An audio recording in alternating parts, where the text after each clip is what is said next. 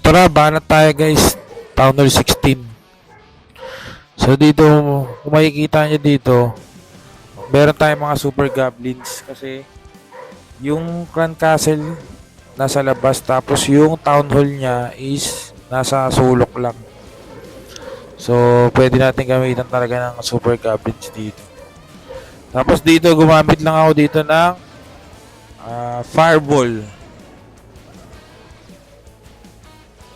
Fireball at saka mga baby dragons. Kasi wala talagang ibang troops tong account na to.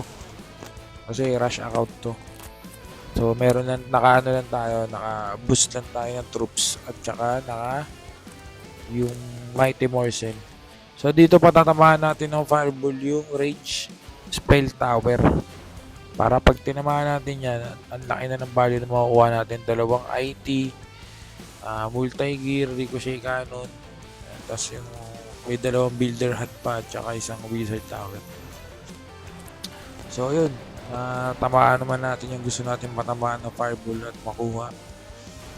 Tapos si Warden ngayon papunta siya ng kakaliwa siya. So dito tayo maglalapag ng King and Queen at taka ng siege barrack sa kanan. Dun guys yung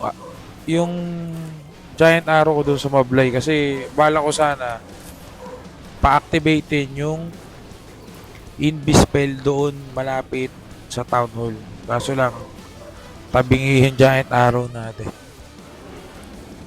Pero okay lang naman. Tapos dito meron tayong isang reservang wall breaker para magkaroon tayo ng access mamaya sa Town Hall yung super goblins natin. So yun, na-force na yung ability ni King. So yan. Rage natin si Queen na kasama yung mga healers para tumagal. Tumagal si Queen, tumibay. Yung RC ko dito, nilapag ko na rin.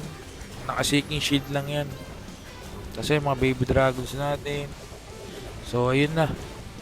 Yung mga super goblins natin nagkaroon na ng access dun sa ating sa Town Hall ng kalaban. So yun, na 3 star naman natin.